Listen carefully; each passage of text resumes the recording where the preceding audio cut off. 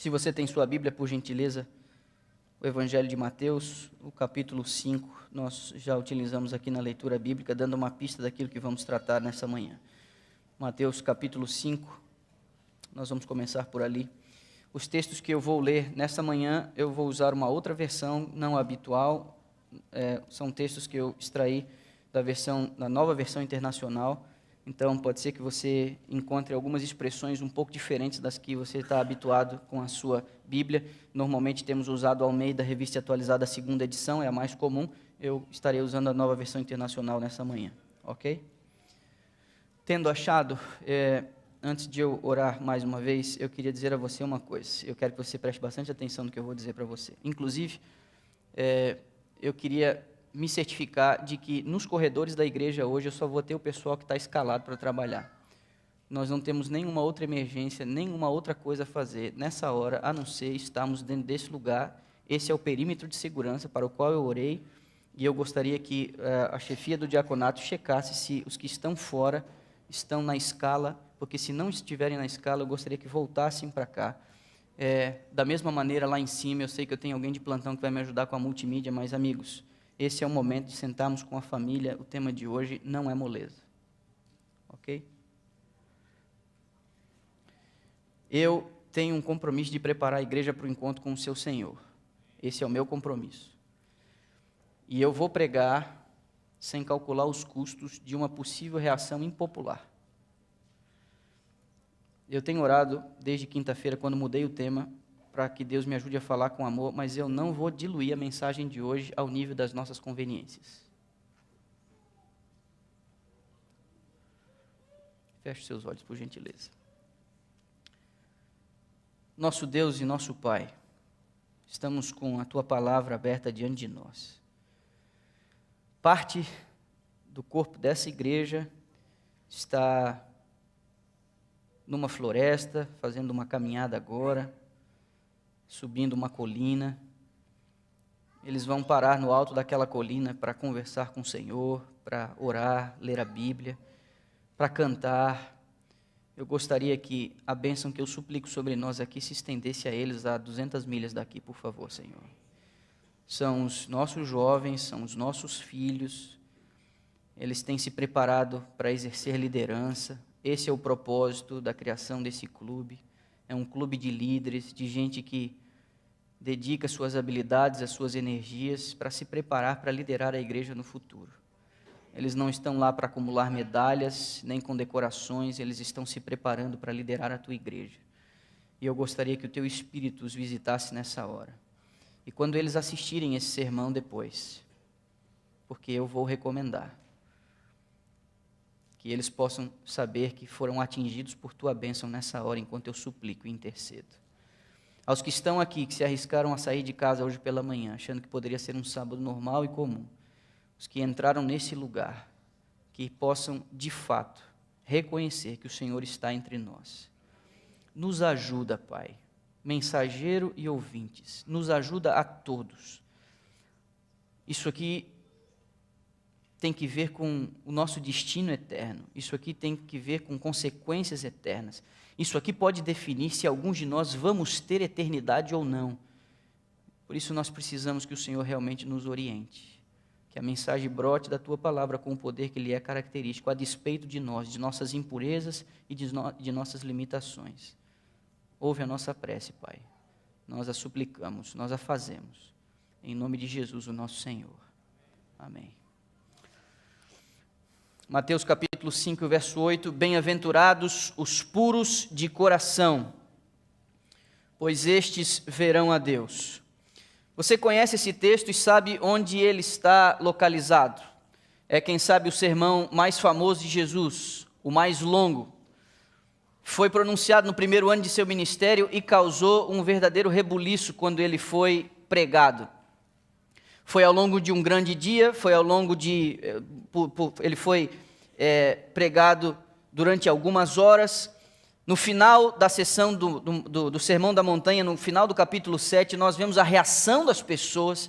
Elas estavam admiradas, algumas chocadas, porque ele não falava como os que normalmente falavam para o povo e para a massa comum. Ele falava como quem tinha autoridade. Você deve lembrar que é no Sermão da Montanha que Jesus lida com questões muito práticas da religião. Ele lida com as coisas do dia a dia, ele lida com a tradução prática da fé das pessoas.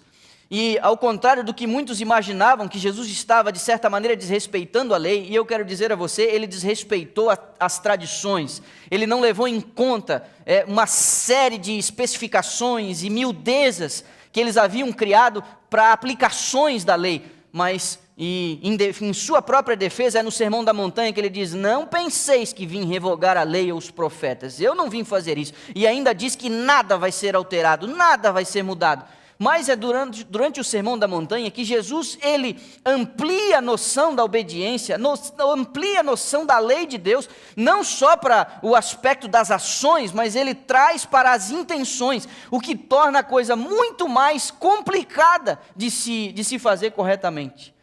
Jesus, você deve lembrar, ele inclusive ataca os pilares da religião prática judaica. No capítulo 6, oração e esmola e jejum, ele diz: se você faz isso para aparecer, você está fazendo isso desnecessariamente, você não tem que fazer isso para aparecer. Porque se você faz para aparecer, você não vai ganhar nada mais do que o aplauso e o olhar, quem sabe, admirado dos outros. Do Pai Celestial você não ganha, porque você está fazendo com a motivação errada. As intenções são colocadas num aspecto aqui de extrema importância no Sermão da Montanha. E ele começa o Sermão da Montanha falando do segredo da felicidade. Ele fala que felizes são os que choram, felizes são os pacificadores, felizes são os mansos. Ora, para quem esperava um Messias revolucionário que expulsasse os romanos e estabelecesse o reino de Davi, essa é uma pregação no mínimo frustrante. Mas ele diz, sim, inclusive que se te baterem num lado da face, você dá o outro, se tirarem a capa, você dá o manto, se for você caminhar uma milha, você caminha a segunda. Que tipo de libertador é esse? Um péssimo candidato a Messias, como alguns chegam a dizer. Mas essa era a mensagem. E ele agora diz, nesse prefácio do sermão, ele diz aqui que felizes são os puros. A pureza é colocada por Cristo aqui como uma condição para a gente poder ver a Deus. Impureza não combina com o Senhor. Por isso, a gente consegue entender um pouquinho melhor o que aconteceu no episódio do capítulo 6 de Isaías. Por favor, abre lá. Nós entendemos e conhecemos este episódio. Isaías era um jovem, ele foi à igreja. A nação de Israel estava num estado espiritual degradante. Tudo à volta parecia que estava caindo. E Isaías, ele vai à igreja para orar. Ele em algum momento sai de sua casa e vai até o átrio do templo, até onde ele pode ir, até o limite de alguém comum. Ele não podia entrar no tabernáculo em si, dentro do templo em si, nos recintos mais íntimos do templo, mas ele foi no pátio, até onde um adorador comum podia ir. E enquanto ele estava orando, acontece uma coisa. Ele é tomado em visão. E você deve lembrar que Isaías, ele teve uma visão do Santo de Israel. Ele viu anjos magníficos em poder, com 6 asas, com 2 eles mantinham o sobrevoo, com 2 tapavam o rosto e as outras 2 os pés, numa atitude incrível de reverência. Isaías, ao contemplar a cena, ele entende o seguinte, verso 5 do capítulo 6, então gritei, ai de mim, eu estou perdido, pois sou um homem de lábios impuros e vivo no meio de um povo de lábios impuros, e os meus olhos viram o Rei, o Senhor dos Exércitos. A compreensão de quem a gente é afeta o entendimento de quem Deus é. O contrário também é verdade. Quando nós nos achamos muita coisa, nós temos uma compreensão equivocada de quem Deus é. Mas, meu amigo, quando nós temos uma visão correta de quem Deus é, nós também temos uma visão correta de quem nós somos. E às vezes eu fico me perguntando se a gente não chega com muito atrevimento aqui, às vezes no sábado pela igreja. Entenda, o sermão de hoje não é sobre reverência. Esse é um capítulo que eu vou deixar um pouquinho mais para depois. Mas nós deveríamos aqui, a partir desse texto, já ter uma pista, uma ideia de como nós deveríamos nos aproximar do Senhor. Deixa eu dizer uma coisa a você, num culto pela manhã, num sábado pela manhã, vocês não são a plateia e nem tampouco eu sou a plateia, nós não estamos atendendo uma plateia. Quando o assunto é adoração, Deus é a plateia. Todos nós nos apresentamos diante dele que veio para olhar os seus adoradores e receber o culto deles. Pois bem, Isaías, tendo a compreensão da santidade de Deus, ele se apavora e diz, eu vou morrer, mas acontece uma coisa. Uma brasa viva do altar do Senhor é tirada e toca em seus lábios, removendo dele a impureza. Agora a gente pode conversar, porque eu removi a sua impureza. Amigos, aqui temos uma pista. Muitos de nós não temos conseguido ouvir os recados de Deus, porque estamos impuros, devastados pela impureza. O pecado, ele é aborrecível a Deus em todas as suas formas, e a menos que a nossa impureza seja removida, a nossa comunhão não será restaurada. Paulo se expressa em relação a isso, quem sabe mais do que todo mundo. Eu queria que você fosse a carta de Paulo a Tito, bem no finzinho da Bíblia. É uma carta muito pequena, é no primeiro capítulo. Carta de Paulo a Tito, primeiro capítulo. Tito está antes de Hebreus e Filemão e depois das duas de Timóteo. Tito, primeiro capítulo. Perceba, a imoralidade evidencia a corrupção da alma e também evidencia a inutilidade de uma pretensa relação com Deus. Observe os versos 15 e 16 do primeiro capítulo da carta de Paulo a Tito. Ele diz bem assim: para os puros, todas as coisas são puras, mas para os impuros e descrentes, nada é puro. De fato, tanto a mente como a consciência deles estão corrompidas. A mente dos impuros e descrentes está corrompida. Verso 16, eles afirmam que conhecem a Deus, mas por seus atos o negam, são detestáveis, desobedientes e desqualificados para qualquer boa obra. Paulo, tratando agora daquilo que impede a nossa relação com Deus, ele inclusive fala daqueles que pretensiosamente dizem que conhecem a Deus, mas olha como as suas obras são qualificadas, eles são detestáveis, são desobedientes, desqualificados, porque através de seus atos negam a fé que possuem. A razão? Impureza e descrença. Paulo também fala uma outra coisa, mas agora a igreja de Tessalônica, primeira carta, volte um pouquinho de onde você está, não muita coisa. Primeira carta aos Tessalonicenses, 6 ou 7 páginas antes de onde você está. Capítulo 4 da primeira carta aos Tessalonicenses, a partir do verso 3, olha como o apóstolo se manifesta.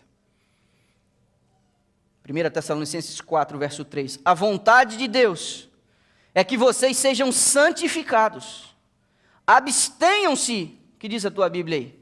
O que diz a tua versão? A minha diz, abstenham-se da imoralidade sexual. Cada um, olha o conselho, saiba controlar o próprio corpo de maneira santa e honrosa, não com a paixão de um desejo desenfreado, como os pagãos que desconhecem a Deus. Desejo desenfreado.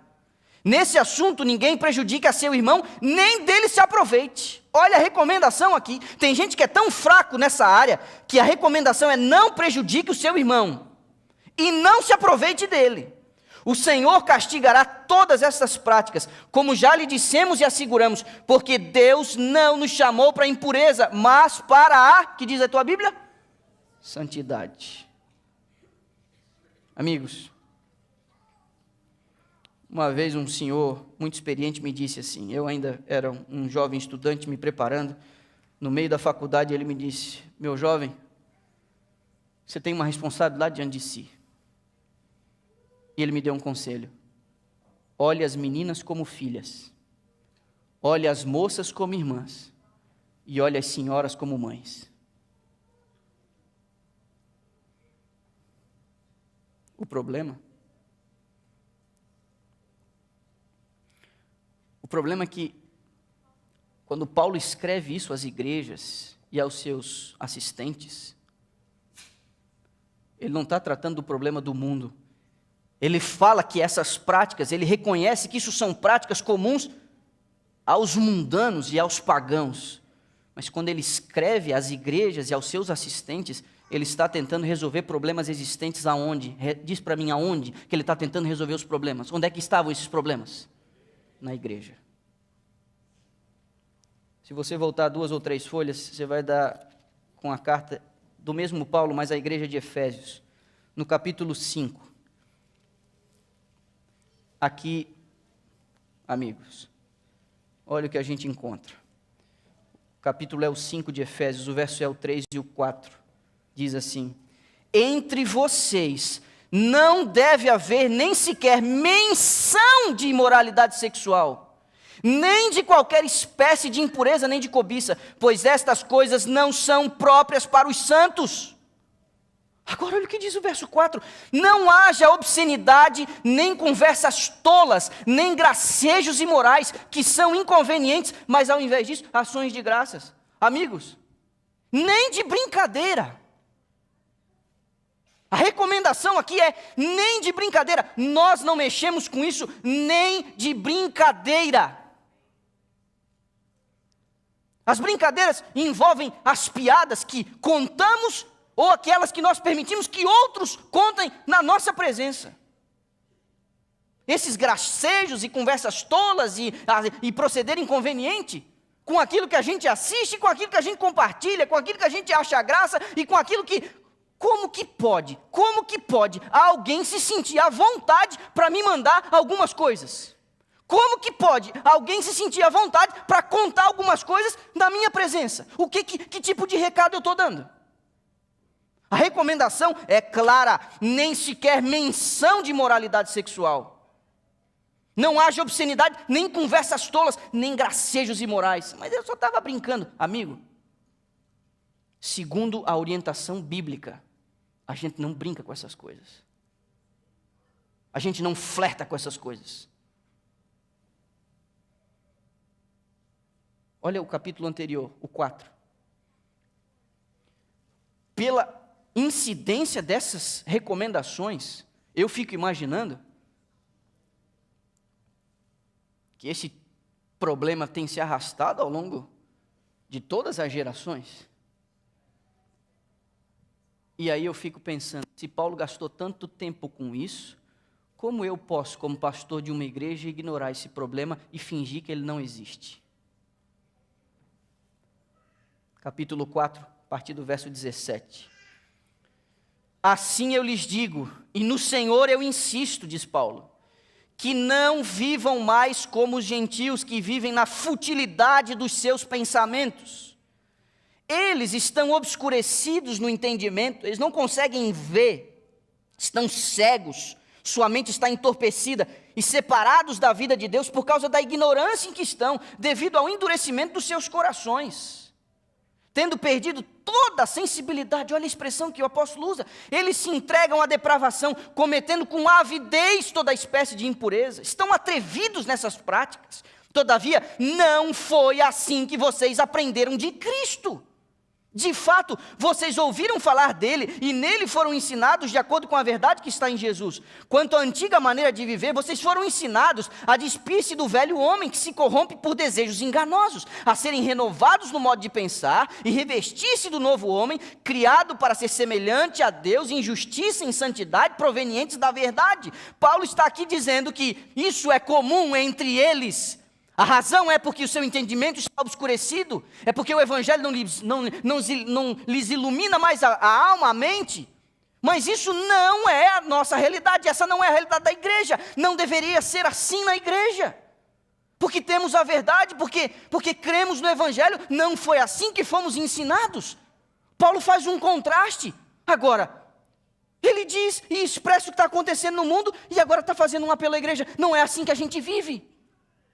Se Paulo está dizendo isso, é porque de alguma maneira, mesmo professando a verdade e tendo aceitado ela, o Evangelho em Cristo, alguns ainda insistem em viver os velhos hábitos. Eu me pergunto, meu irmão, nessa questão de sua vida, como que está essa questão de sua vida? Porque a exortação aqui é clara. Paulo faz um apelo. Ele diz, eu lhes digo e no Senhor insisto. Há algo ocorrendo na igreja.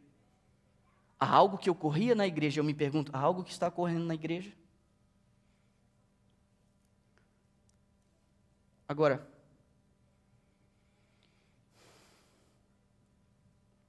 quando Isaías percebeu onde ele estava, ele diz, eu vou morrer. Eu vou morrer. Meu irmão, poderia alguém aqui, escondendo uma vida impura, ainda se atrever a dizer, aqui as coisas, como que a igreja deve fazer. Estaria alguém com uma vida manchada, uma vida dupla, uma vida impura, imoral, ainda se arriscando a dar palpites nas coisas da igreja? Eu fico pensando comigo. Nós temos que tomar muito cuidado quando a gente dá a nossa opinião, porque a gente pode estar profanando o templo com uma vida impura e imoral que não está sendo guiada pelo Espírito, mas como a gente está muito acostumado a dar pitaco em tudo, às vezes a gente traz para o seio da igreja algumas opiniões que estão manchadas com imoralidade e impureza. Nós deveríamos tomar muito cuidado quando a gente dá opinião de como as coisas devem acontecer na igreja. Tem muita gente cheia de si. A gente tem que tomar cuidado para não contaminar os átrios do templo. Quando Isaías percebeu o que ele viu ali, ele diz: eu vou morrer. Será, meu irmão, que a gente não tem medo de morrer?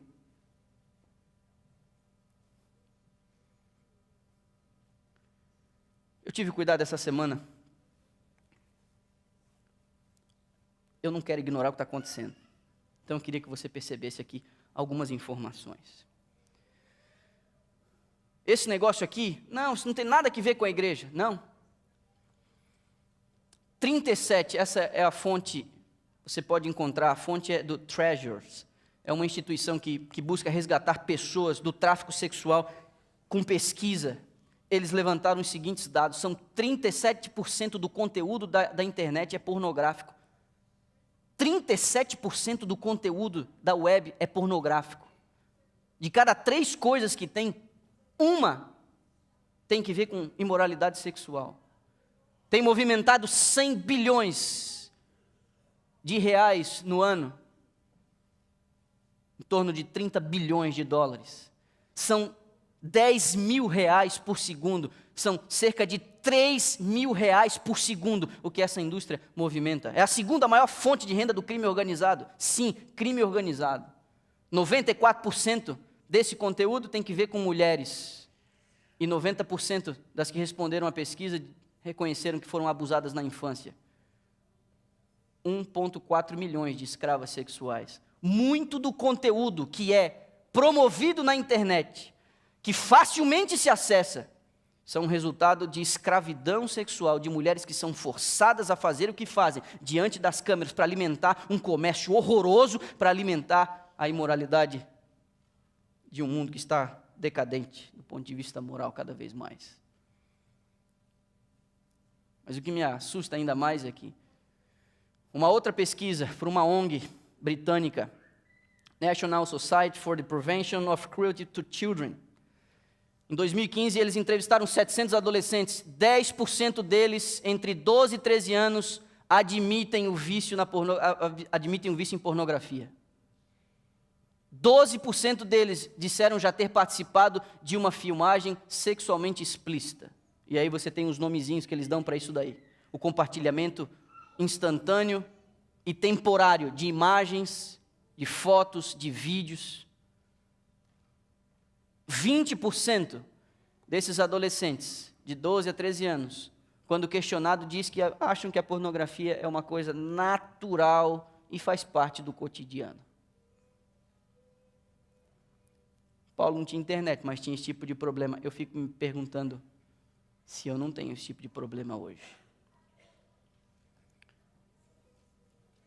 Uma das meninas entrevistadas por essa ONG, ela disse que o seu namorado, ambos com 12 anos, ele a assediou, ele viciado em pornografia, e ela se sujeitou aos caprichos dele e depois deu um testemunho. Eu me senti suja, confusa, chocada. E ela diz, dando seu testemunho: a pornografia não é só um vídeo de 10 minutos, diz ela, tem muitas consequências ruins. Um outro menino, viciado em pornografia, achou que isso não o afetava, até que ele, na escola, e pasme você, na igreja, começou a olhar as suas colegas meninas de um jeito diferente. Ele disse: opa, alguma coisa me afetou. Dr. Jeffrey, da Universidade de Princeton, escreveu, falando a um comitê do Senado americano, descreveu a pornografia nos seguintes termos: é como se nós tivéssemos uma nova heroína. É como se nós tivéssemos criado um tipo de heroína 100 vezes mais poderosa, que pode ser utilizada na intimidade da própria casa e se injeta diretamente no cérebro através dos olhos. A razão de muitos se verem presos a esse tipo de vício, tipo de má prática, é por conta do que acontece no nosso cérebro, a indução do prazer. A pornografia inunda o cérebro com uma substância chamada dopamina. E o cérebro que fica sobrecarregado com esse tipo de influência e de estímulo, tenta se proteger, porque a quantidade de dopamina que é liberada pelo sistema nervoso é tão alta que o cérebro tenta se proteger com essa quantidade de dopamina, porque a pornografia libera uma grande quantidade de dopamina, é a sensação do prazer, é do sentir-se bem. E aí, o que o cérebro faz para tentar bloquear essa quantidade? Ele vai liberar alguns receptores químicos, que vão assumir a função de inibidores. Então, quando você tem menos receptores, o cérebro percebe que tem pouca dopamina, porque esses inibidores, eles trataram disso, de bloquear essa quantidade. Então, para você ter o mesmo estímulo que você teve no começo, depois que o cérebro começou a se defender, você tem que se expor a um tipo, a mais frequência e a um outro tipo de pornografia, ainda um pouco mais intensa, porque aquela utilizada no começo já não surte mais o efeito, porque o cérebro se protegeu com o inibidor. Aí você precisa de mais, com mais frequência ou mais agressiva, para você ter a mesma sensação de prazer. Esse é aí que se forma o círculo vicioso. É o mesmo processo das drogas, da cocaína, da heroína e todas essas inas que você pode imaginar. Pois bem, a pornografia libera uma substância natural, criada por Deus, para nos dar prazer, mas utilizada com dosagens equivocadas e de um jeito que a Bíblia classifica como imoral. Pois bem, tem gente que acha que isso ainda não é um problema, ou finge que isso não é um problema.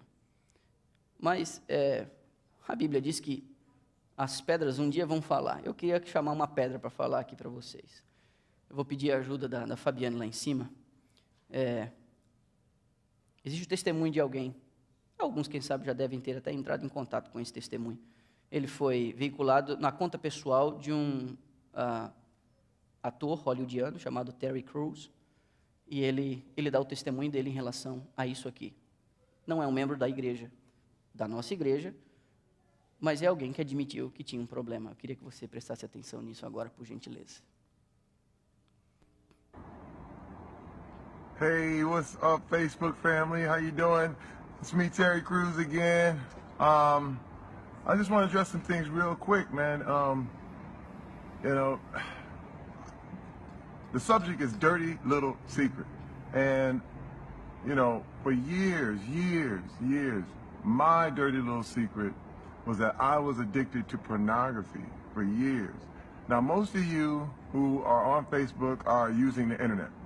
And it's kind of crazy because this thing has become a problem. I think it's a worldwide problem. But pornography, it really, really messed up my life in a lot of ways. And, the thing is, it became a thing where I didn't tell anybody. I didn't tell anybody. It was a thing that, it was my secret, nobody knew. And that allowed it to grow. And it got bad. And when I say bad, some people deny it. They say, hey, man, you can't really be addicted to pornography. There's no way. But I'm going to tell you something. If day turns into night, and you are still watching, you probably got a problem. And that was me. It affected everything. I didn't tell my wife, didn't tell my friends, nobody knew. But the internet allowed that little secret to just stay and grow. And it was something that, my wife was literally like, I don't know you anymore. I'm out of here. And that changed me. I had to change because I realized, this thing is a major, major problem. I literally had to go to rehab for it. And the thing what I found is that by not telling people, it becomes more powerful.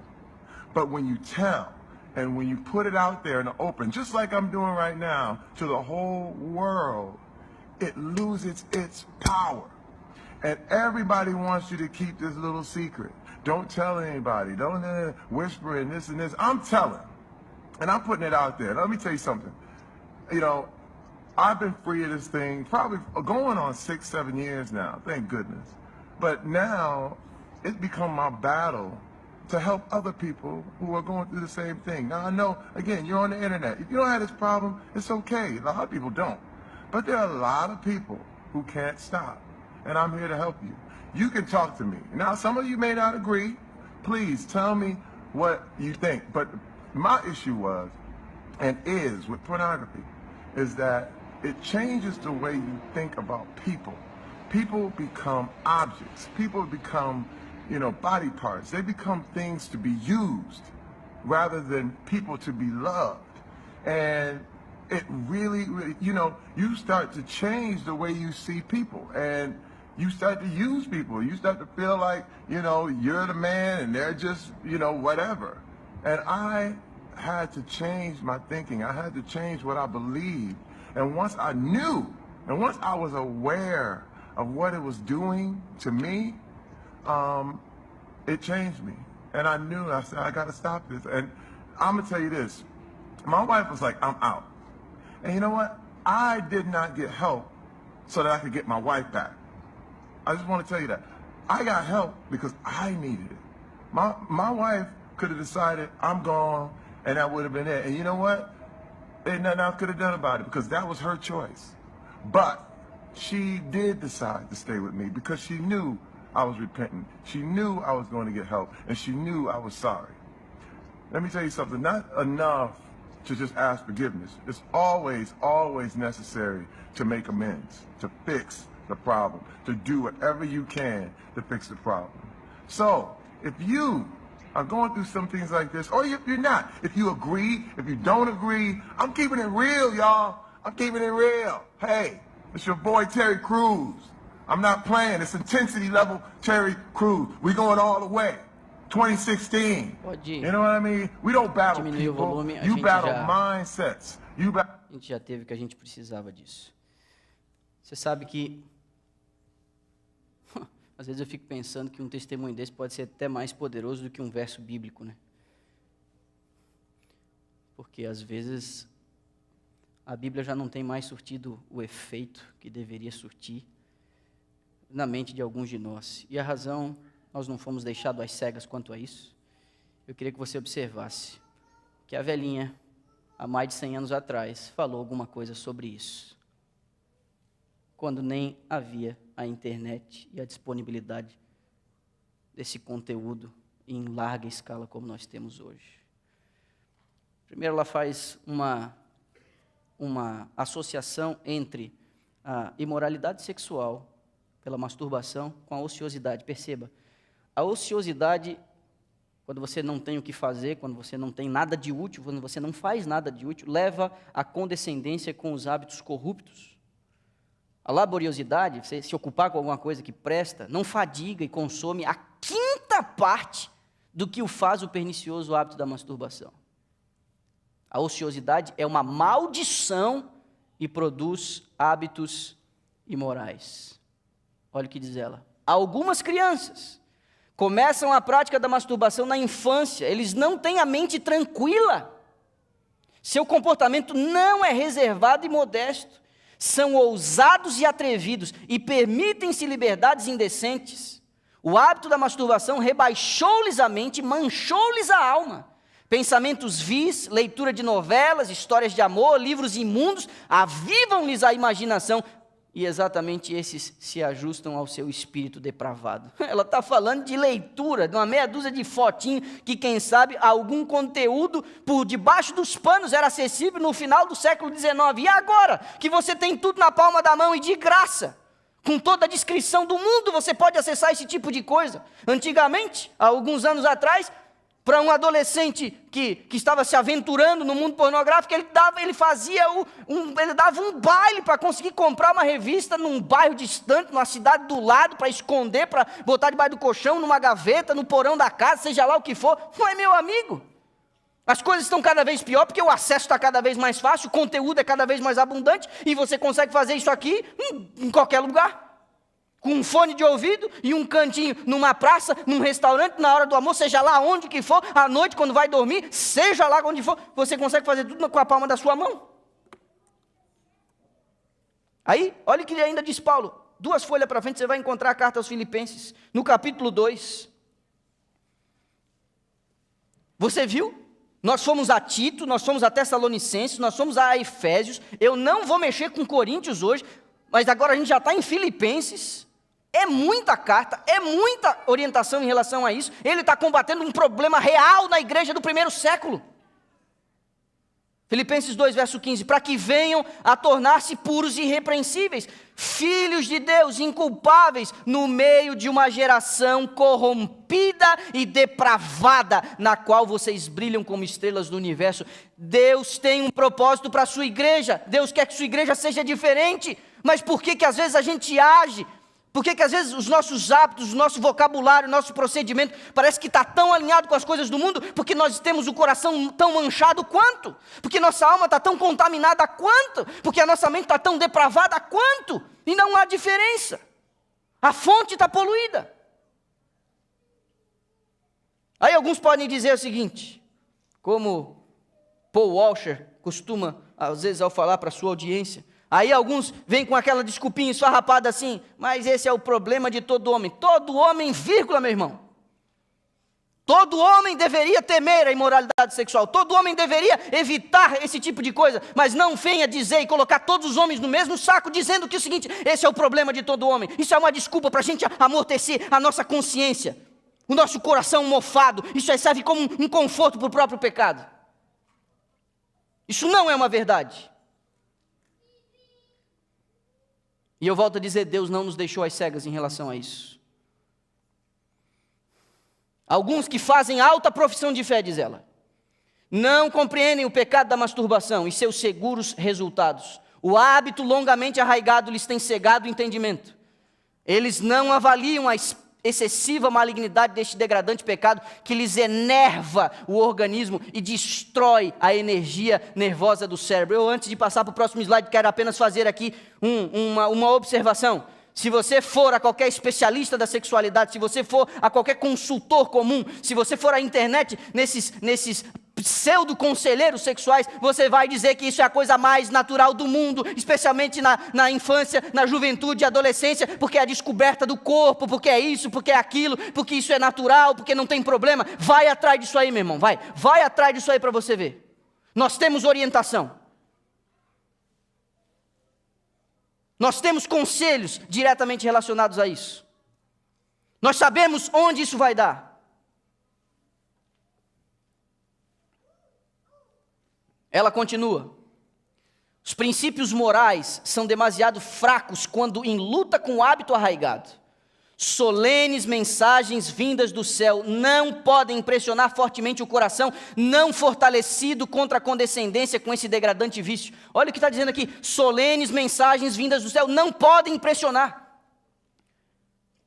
Porque a mente está sendo bloqueada. Há toda uma reação química que ocorre numa prática como essa, que impede que a palavra de Deus impressione o coração. Os sensitivos nervos do cérebro perderam o saudável tono devido à provocação mórbida para satisfazer um desejo não natural de satisfação sensual. Os nervos cerebrais que se comunicam com todo o organismo são os únicos meios pelos quais o céu se pode comunicar com o homem e influenciar sua vida mais íntima. Seja o que for que perturbe a circulação das correntes elétricas do sistema nervoso, diminui a resistência das forças vitais e o resultado é um amortecimento das sensibilidades da mente. Em atenção a isto, como é importante, agora segura tua onda aí para ver onde é que chega essa pancada. Em atenção a isto, como é importante que pastores e povo que professam piedade se apresentem limpos e imaculados quanto a este vício degradante da alma. Está percebendo aqui? Não estamos falando para uma meia dúzia de juvenil e adolescente aqui não, meu irmão. Estamos falando para homem casado, homem solteiro, homem adulto. Estamos falando para todo mundo aqui.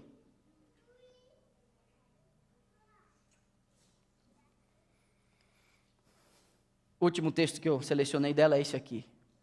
Masturbação destrói as boas resoluções, o esforço fervoroso e a força de vontade para formar um bom caráter religioso. É lógico. Sabendo os efeitos nocivos, você acha que o inimigo das almas vai usar qualquer ferramenta para acabar com a gente? Não, ele é esperto. Agora, eu quero que você entenda uma coisa aqui. Quando Deus criou você, meu irmão, Ele criou você programado para sentir prazer. Foi Ele que inventou essa substância que é liberada em excesso de maneira descabida, com esse vício horroroso. Foi Deus que inventou. Aí o diabo diga assim, então deixa eu mexer com esse negócio aqui. Ele quer estragar aquilo que deveria ser um presente, uma vantagem para mim e para você. E sabe que especialmente a questão da sexualidade, Deus colocou limites e definiu limites muito claros onde ela deveria ser exercida. Era dentro dos limites do matrimônio. E sabe por que o inimigo das almas, ele insiste em mexer com isso? E sabe por que o planeta está do jeito que está? Sabe por que essas coisas têm acontecido do jeito que têm acontecido? Sabe por que esse realmente se tornou um problema desde sempre? Sabe por quê? Porque o inimigo tem inveja de você. O inimigo te odeia. E tem um negócio que eu e você nos foi dado como um presente, que não foi dado aos anjos. Eu e você, nós temos a capacidade de perpetuar a vida. Eu e você geramos uma outra vida. Isso é um milagre. Quando alguém relaciona-se com outro alguém e a vida é perpetuada, nós participamos com a divindade da perpetuação da vida. Esse foi um presente extraordinário. É só você olhar que dentro dos limites da perfeição, ainda no Éden, ele olha para Adão e Eva e diz o seguinte: multipliquem-se, encham a terra, o presente que nos foi dado. Quando Deus chama Abraão para uma aliança, Ele diz, eu quero que você, a partir de você, encha a terra e se multiplica. Deus quer filhos, mas aí vem o diabo e quer detonar a imagem de Deus nas suas criaturas, tornando-nos mero objetos, criando em nós a sensação da imundície e da sujeira. E isso é tão forte, porque mesmo dentro dos limites aceitáveis do casamento, ainda assim a gente ainda tem uma noção tão vergonhosa do que é isso. Essa é a beleza de participar dos atributos da divindade, porque somos a semelhança de Deus, mas aí Ele quer ferir o coração de Deus, Ele quer machucar o coração de Deus, Ele quer rebaixar a sua imagem ao nível dos animais, que fazem por impulso, que fazem sem nenhum raciocínio, sem afeto. Os seres humanos são os únicos que conseguem manter um coito, uma relação sexual, olhando nos olhos um do outro. Na natureza, ninguém é capaz de fazer isso. Nenhum animal. Nenhum animal.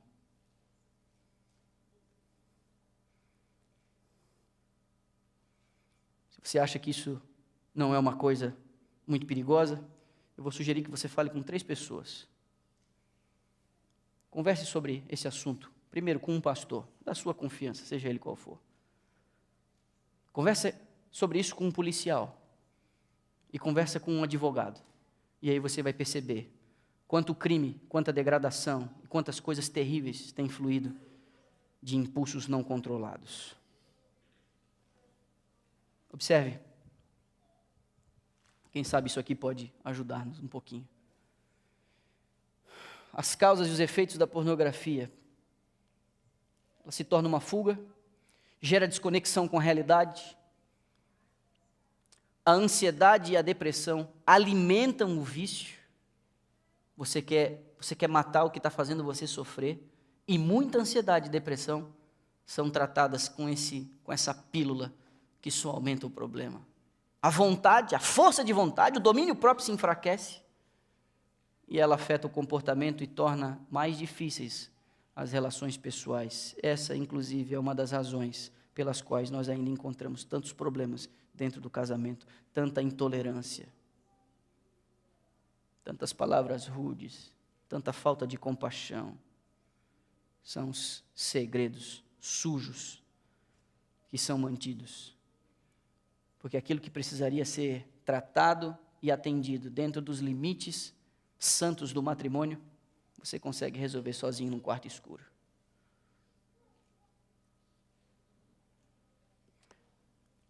Eu quero terminar, estou quase lá.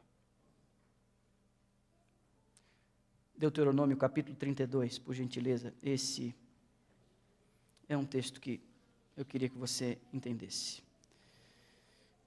Deuteronômio capítulo 32, a última parte do verso 4 e o verso 5.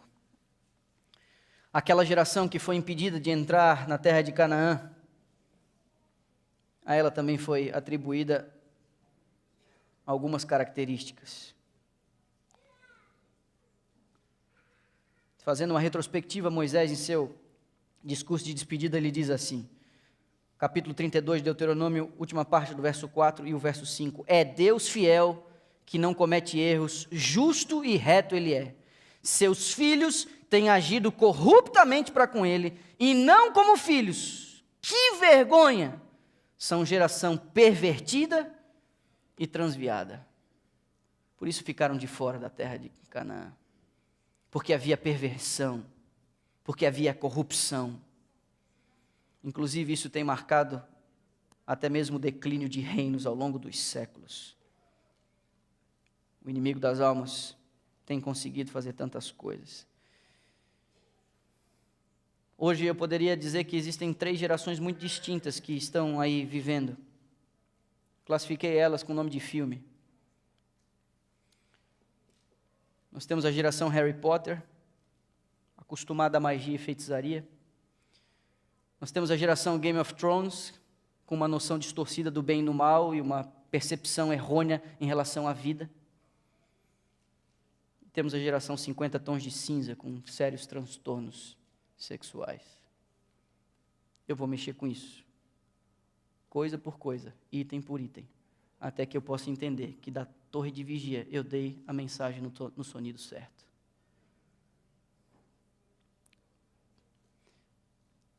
Salmo 24, por favor. Davi, ele faz uma pergunta aqui nesse salmo. Queria chamar sua atenção para ela.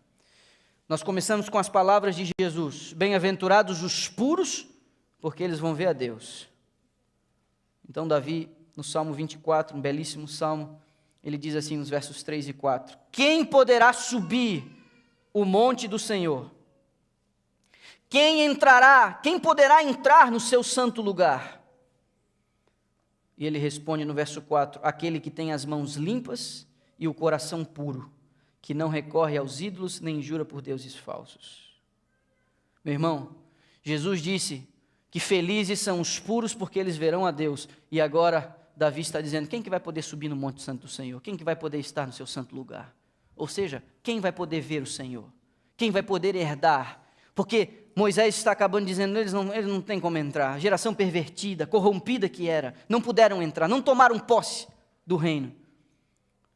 Isaías achou que ia morrer, porque percebeu sua impureza e contrastou com a santidade, a exaltada santidade de Deus, incomparável, que seres perfeitos como os anjos não tinham condições de contemplar sua face. Em atitude de reverência cobriam a face e os pés, enquanto voavam sobre o santo lugar. Aí Isaías diz, eu vou morrer, mas nós, atrevidos e presunçosos, vamos à igreja como se nada tivesse acontecendo e não fizemos nenhum esforço para limpar nossa alma ao longo da semana quando viemos cultuar o Senhor. Muito pelo contrário. Alguns ainda mal saem das influências dos segundos do término do serviço e começam a se contaminar daqui em direção ao ginásio. Alguns atrevidos ao longo da tarde. Aqui, inclusive, nos espaços do templo. Atrevidos e presunçosos que somos, porque tão pecadores que somos, como vamos e nos apresentamos diante do Senhor, como se nada tivesse acontecendo, como se Ele não soubesse o que anda profanando a nossa alma e o nosso coração. Meu irmão, nós temos que impor essa derrota a Satanás, e temos que purificar a nossa vida. Você diz amém? Amém. É nosso papel. Quem vai poder subir no Monte Santo do Senhor? Quem vai entrar no seu santo lugar? Aquele que tem as mãos limpas e o coração puro. Ele fala de mãos e coração, são as minhas ações e são as minhas intenções. Nós temos que purificar nossa vida, nós temos que purificar nossa alma. No livro do Apocalipse você deve lembrar, João viu uma multidão, ele inclusive pôde saber o número, simbólico, mas ele é quantificado, indicando separação, indicando santidade, indicando um fim para um propósito santo. Ele viu 144 mil. E quando João viu isso, e descreve o grupo do capítulo 14 de Apocalipse, ele diz que viu os 144 mil aonde? No Monte Sião, Puxa vida, pois é Davi quem está dizendo o seguinte: quem vai poder subir no seu santo monte? Quem vai poder estar na sua presença? Quem vai poder entrar no seu santo lugar? Ele diz, quem tem a mão limpa e o coração puro. Aí João viu lá em Sião os 144 mil. E é o mesmo João que diz que eles não se contaminaram, eles são puros, eles são castos. Isso aqui não tem que ver com a literalidade do texto do corpo, como se fossem virgens, e nunca tivessem, mas isso envolve a pureza. É porque não se corromperam, não se prostituíram. Interessante, é porque Joel, no capítulo 2, quando ele vê o povo de Deus cheio do Espírito, naqueles dias ele diz, derramarei meu Espírito sobre toda a carne, jovens terão sonhos, visões. Você lembra disso? Adivinha onde Joel viu esse povo? Eles estavam em pé no Monte Sião. É a mesma visão, Joel e João tiveram a mesma visão, puros.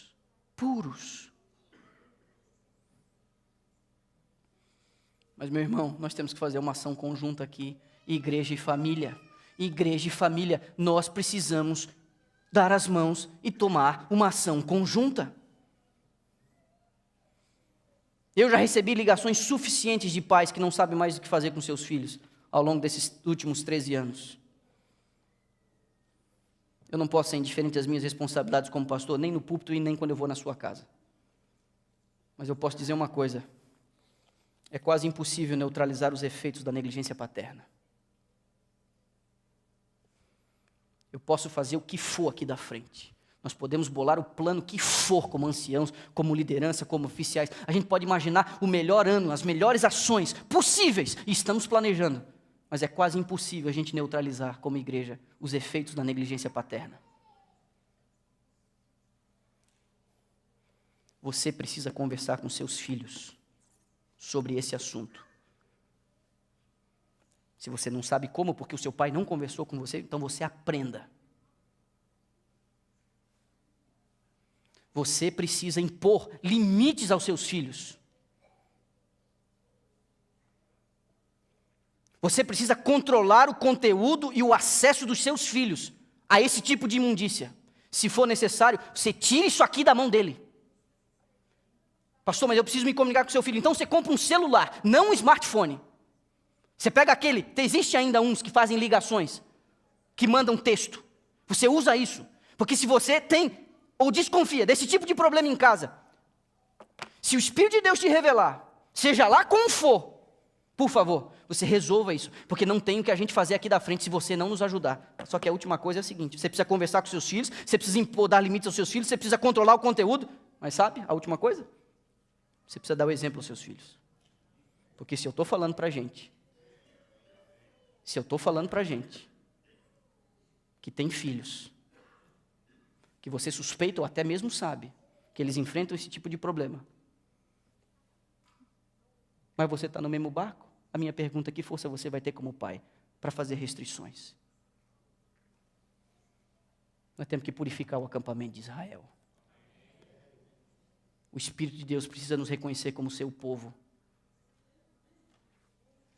Ou a gente faz isso, ou eu morro tentando. Eu vou denunciar. Tantas vezes quantas forem necessárias, o que estiver impedindo o derramamento do Espírito de Deus sobre essa congregação. Meu telhado é de vidro. Eu também tenho família. Eu vivo também neste mundo.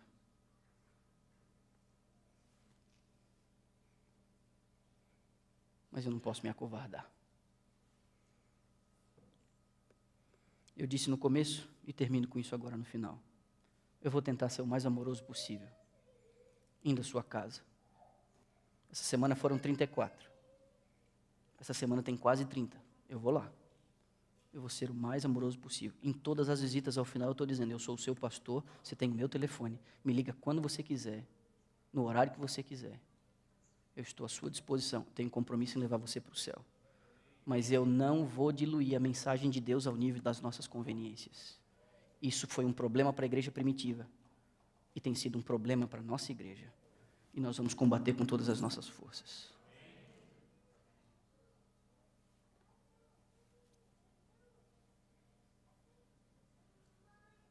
O Emerson está escalado para fazer essa oração. Emerson, nem eu nem você. Tem até a música da despedida. Também não vou usar. Agradeço, inclusive tinha combinado com você de tocar para mim. Não precisa. Eu estou indo embora. Vou atrás dos Master Guides. Vou estar com eles até amanhã. Mas eu estou indo agora. Estou indo para casa. Vou passar em casa e vou para lá. E você, quando achar que deve, você deixa a igreja, vai para casa, vai para o ginásio, a oração final, o hino final, o momento final é você e Deus. Nós vamos terminar assim agora. Vou pedir para vocês cortarem a transmissão. É assim que nós vamos terminar hoje.